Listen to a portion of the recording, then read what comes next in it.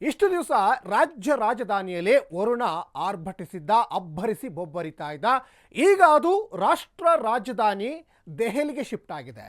ವರುಣಾರ್ಭಟಕ್ಕೆ ರಾಷ್ಟ್ರ ರಾಜಧಾನಿ ದೆಹಲಿ ಅಕ್ಷರಶಃ ಗಡಗಡ ಅಂತ ನಡುಗ್ತಾ ಇದೆ. ದಿಲ್ಲಿಯಲ್ಲಿ ಗುಡುಗು ಸಹಿತ ಭಾರೀ ಮಳೆಗೆ ಸಾಕಷ್ಟು ಅವಾಂತರಗಳು ಸೃಷ್ಟಿಯಾಗಿದ್ದಾವೆ. ಇಷ್ಟು ದಿವಸ ರಾಜ್ಯ ರಾಜಧಾನಿ ಬೆಂಗಳೂರು ಸೇರಿದಂತೆ ರಾಜ್ಯದ ನಾನಾ ಭಾಗಗಳಲ್ಲಿ ಮಳೆ ಆಗ್ತಾ ಇತ್ತು. ಈಗಲೂ ಕೂಡ ಆಗ್ತಾ ಇದೆ. ಬೆಂಗಳೂರಿನಲ್ಲಿ ಸ್ವಲ್ಪ ಮಟ್ಟಿಗೆ ಮಳೆ ಕಮ್ಮಿ ಆಗಿದೆ. ಈಗ ಸಾಕಷ್ಟು ರಣಮಳೆ ಈಗ ರಾಷ್ಟ್ರ ರಾಜಧಾನಿ ದೆಹಲಿಗೆ ಈಗ ಶಿಫ್ಟ್ ಆಗಿದೆ. ಸಾಕಷ್ಟು ಸಮಸ್ಯೆಗಳಾಗಿದೆ. ಅಲ್ಲಿ ಬಹಳ ಮುಖ್ಯವಾಗಿ ಗೋಕುಲ್ಪುರಿ ಪ್ರದೇಶದಲ್ಲಿ ಮರಬಿದ್ದು ಯುವಕ ಸಾವನ್ನಪ್ಪಿದ್ದಾನೆ ಅಂತ ಗೊತ್ತಾಗ್ತಾ ಇದೆ. ಪ್ರಮುಖ ರಸ್ತೆಗಳು ಜಲಾವೃತವಾಗಿದ್ದಾವೆ. ಮನೆಗಳಿಗೆ ಈಗ ನೀರು ನುಗ್ಗಿದೆ. ಭಾರೀ ಮಳೆಗೆ ದೆಹಲಿಯಲ್ಲೂ ಕೂಡ ಮರಗಳು ಧರೆಗುರುಳಿದಾವೆ ಅನ್ನೋದು ಕೂಡ ಗೊತ್ತಾಗ್ತಾ ಇದೆ. ಇನ್ನು ವರುಣನ ಆರ್ಭಟಕ್ಕೆ ರಾಷ್ಟ್ರ ರಾಜಧಾನಿ ನಿಜಕ್ಕೂ ಗಡಗಡ ಅಂತ ಶೇಕ್ ಆಗ್ತಾ ಇದೆ. ಇನ್ನು ವಿದ್ಯುತ್ ಕಂಬ ಕುಸಿದು ಸವಾರ ದುರ್ಮರಣ ಒಪ್ಪಿದ್ರೆ ಈಗ ಗೋಕುಲ್ಪುರಿ ಪ್ರದೇಶದಲ್ಲಿ ಯುವಕ ಸಾವನ್ನಪ್ಪಿದ್ದಾನೆ ಮರಬಿದ್ದು ಅಂತ ಗೊತ್ತಾಗ್ತಾ ಇದೆ. ಮರಣ ಮಳೆಗೆ 2 ಸಾವು, 11 ಜನರಿಗೆ ಗಾಯ ಆಗಿದೆ. ಇನ್ನು ವಿದ್ಯುತ್ ಕಂಬ ಕುಸಿದು ಬಿದ್ದು ಸವಾರ ದುರ್ಮರಣ ಹೊಂದಿದ್ದಾನೆ ಅನ್ನೋದು ಕೂಡ ಗೊತ್ತಾಗ್ತಾ ಇದೆ. ಇನ್ನು ಬೆಂಗಳೂರಿನಲ್ಲೂ ಸುಮಾರು 3-4 ಜನ ಸಾವನ್ನಪ್ಪಿದ್ರು. ಅದೇ ರೀತಿಯಲ್ಲಿ ರಾಷ್ಟ್ರ ರಾಜಧಾನಿ ದೆಹಲಿಯಲ್ಲೂ ಕೂಡ ಸಾವು ನೋವುಗಳು ಸಂಭವಿಸ್ತಾ ಇದ್ದಾವೆ. ಅನೇಕ ರಸ್ತೆಗಳು ಜಲಾವೃತವಾಗಿದ್ದಾವೆ. ಮನೆಗಳಿಗೂ ಕೂಡ ಈಗ ನೀರು ನುಗ್ಗಿದೆ ಅನ್ನೋದು ಕೂಡ ಇಲ್ಲಿ ಗೊತ್ತಾಗ್ತಾ ಇದೆ. ಇನ್ನು ವರುಣನ ಆರ್ಭಟ ಇಷ್ಟು ದಿವಸ ರಾಜ್ಯ ರಾಜಧಾನಿಯಲ್ಲಿ ಅಬ್ಬರಿಸಿತು. ಈಗ ರಾಷ್ಟ್ರ ರಾಜಧಾನಿಗೆ ಶಿಫ್ಟ್ ಆಗಿದೆ. ಅಲ್ಲೂ ಸಾಕಷ್ಟು ಅಲ್ಲೋಲ ಕಲ್ಲೋಲಗಳು ಈಗ ಸೃಷ್ಟಿಯಾಗ್ತಾ ಇದೆ ಅನ್ನೋದು ಕೂಡ ಗೊತ್ತಾಗ್ತಾ ಇದೆ. ದೃಶ್ಯಾವಳಿಯಲ್ಲಿ ಕೂಡ ಗಮನಿಸ್ತಾ ಇದ್ದೀರಾ. ವರುಣಾರ್ಭಟಕ್ಕೆ ದೆಹಲಿ ಯಾವ ರೀತಿಯಾಗಿ ಒಂದಿಷ್ಟು ಅವಾಂತರಗಳು ಸೃಷ್ಟಿಯಾಗ್ತಾ ಇದ್ದಾವೆ. ಜೊತೆಗೆ ಅಲ್ಲಿಯ ಜನಜೀವನವೂ ಕೂಡ ಅಸ್ತವ್ಯಸ್ತ. ಜೊತೆಗೆ ನೋಡಿ, ಆಲಿಕಲ್ಲು ಮಳೆ ಬರ್ತಾ ಇದೆ. ದೊಡ್ಡ ದೊಡ್ಡ ಆಲಿಕಲ್ಲನ್ನು ಅಲ್ಲಿ ಜನಗಳು ಹಿಡ್ಕೊಂಡಿದ್ದಾರೆ. ಯಾಕಂದರೆ ಆಲಿಕಲ್ಲು ಸಹಿತ ಮಳೆ ಬರ್ತಾ ಇರೋದ್ರಿಂದ ಬೆಳೆಗಳೆಲ್ಲ ಬೆಳೆದಿರ್ತಾರಲ್ಲ ಸಾಕಷ್ಟು ರೈತರಿಗೆ, ಆ ಬೆಳೆಗಳ ಮೇಲೆ ಬಿದ್ದಂಥ ಸಂದರ್ಭದಲ್ಲಿ ಬೆಳೆಗಳೆಲ್ಲ ನಾಶ ಆಗಿ ಹೋಗ್ತದೆ. ನೋಡಿ, ಆ ದೃಶ್ಯಾವಳಿಯಲ್ಲಿ ಗಮನಿಸ್ತಾ ಇದ್ದೀರಾ.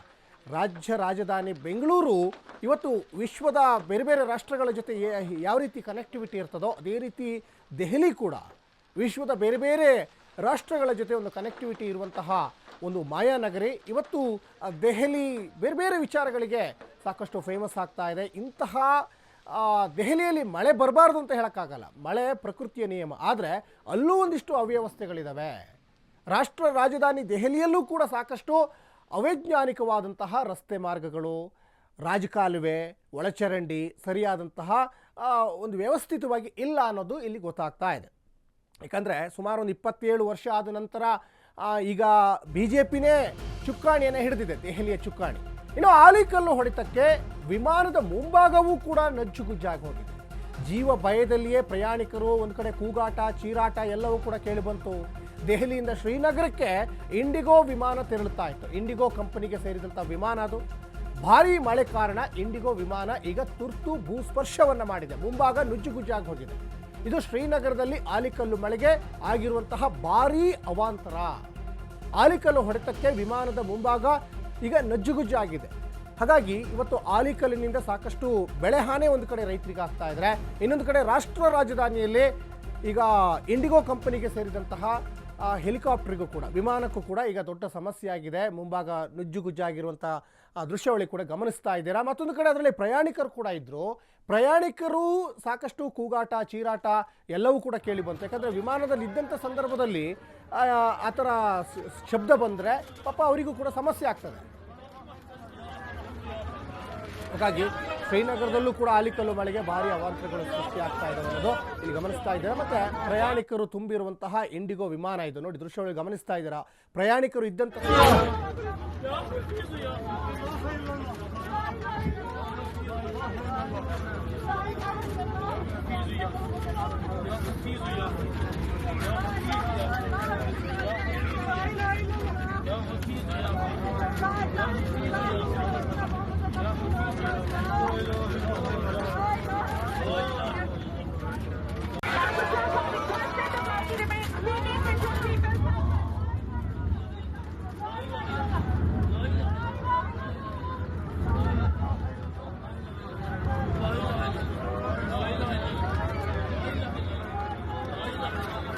Aynen.